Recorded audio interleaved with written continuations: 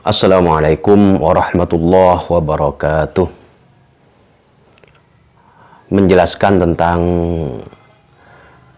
rukun Islam, itu Rasulullah SAW pernah bersabda, "Buniyal Islamu ala khamsin, syahadatu an la ilaha illallah wa anna Muhammadar Rasulullah." Buniyal Islamu ala khamsin. Islam itu terbangun atau terdiri dari 5 perkara. Yang pertama, syahadatu an la ilaha illallah wa anna Muhammadar Rasulullah. Kita akan menjelaskan yang pertama dulu. Buniyal Islamu ala khamsin. Ketika Rasulullah SAW menggunakan kata buniyah. Buniyah itu artinya adalah seperti bangunan. Jadi Islam itu, rukun Islam itu satu kesatuan ibarat bangunan. Bagaimana bangunan? Bangunan itu ya ada pondasinya, ada tiangnya, ada atapnya, ada aksesorisnya. Begitu juga dengan Islam.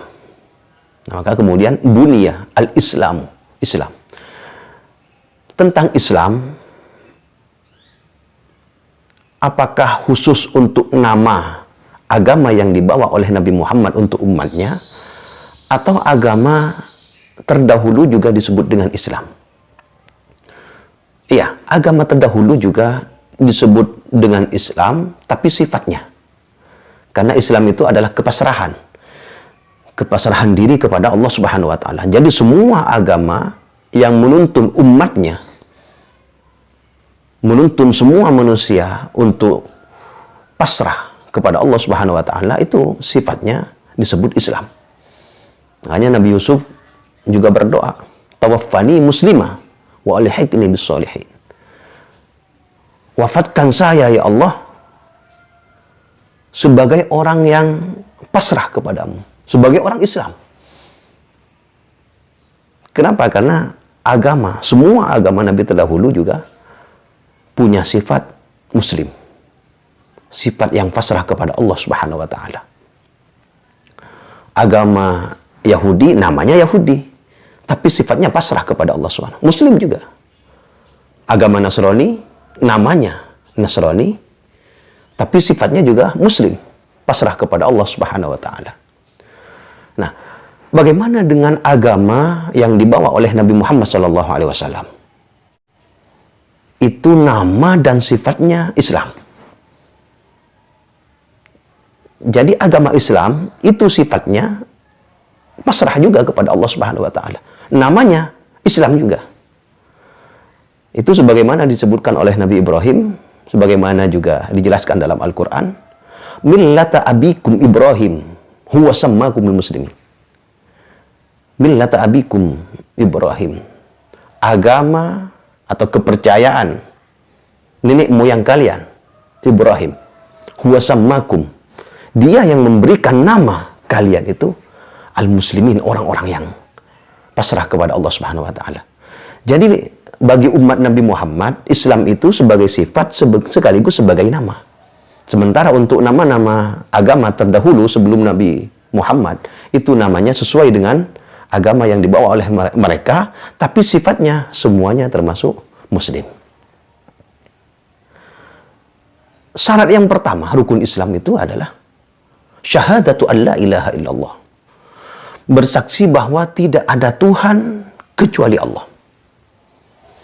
Ini ketika menggunakan la ilaha illallah, itu menafikan semua Tuhan. La ilaha, tidak ada Tuhan. Baru kemudian illallah, kecuali Allah. Ini lebih kuat daripada misalnya ada yang mengatakan Tuhan saya Allah, tanpa menafikan adanya Tuhan yang lain.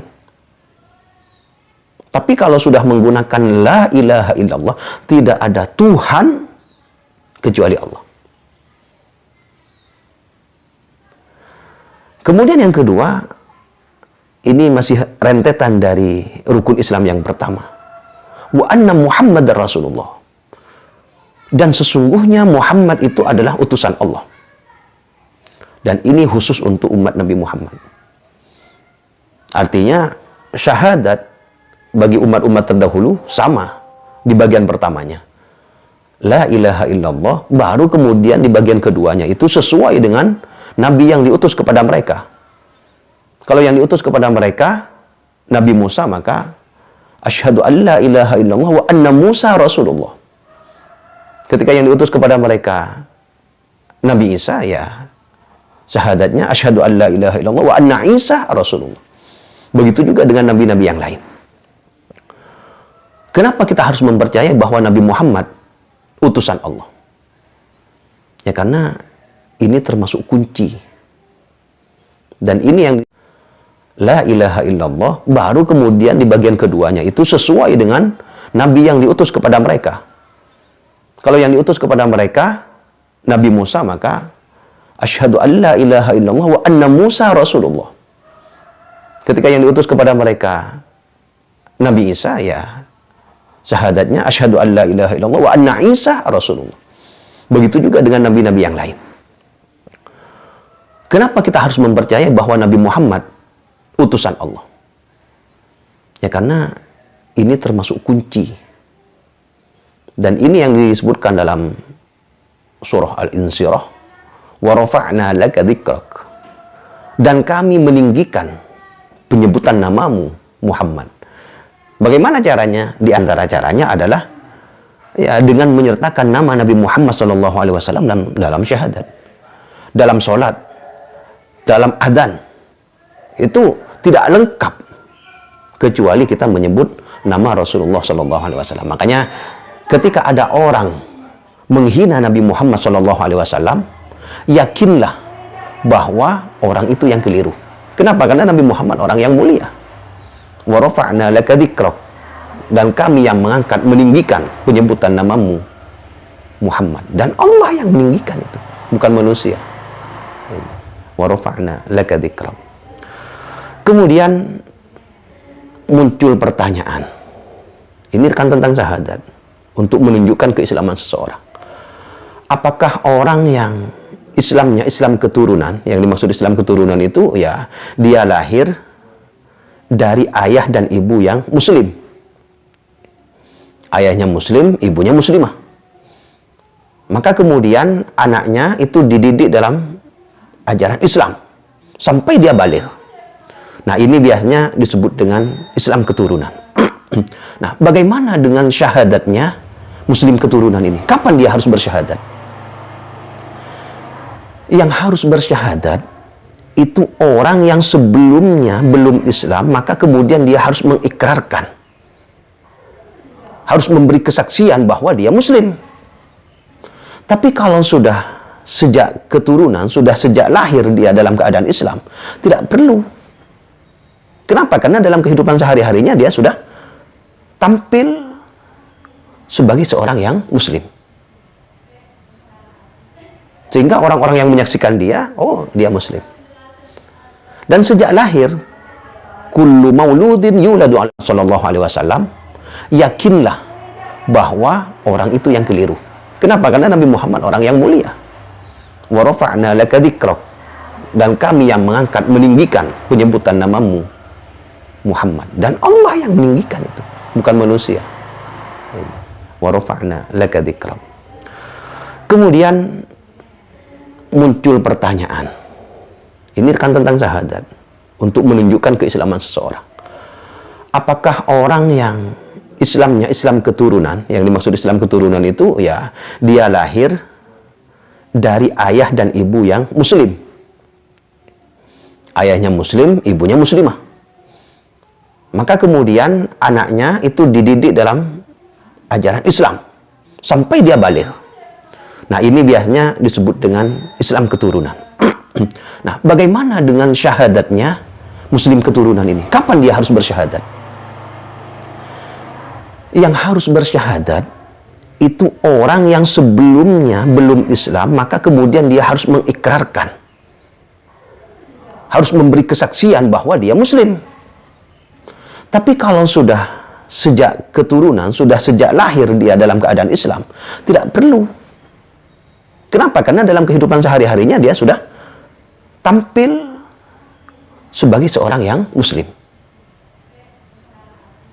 Sehingga orang-orang yang menyaksikan dia, oh dia muslim. Dan sejak lahir, kullu mauludin yuladu alal fitrah. Setiap anak kecil yang dilahirkan, yuladu alal fitrah. Dilahirkan dalam keadaan suci. Maka ketika dia lahir dalam keadaan suci, kemudian dididik dalam keadaan Islam, dengan ajaran Islam, maka dia tidak perlu memberi kesaksian kepada orang lain bahwa dia muslim.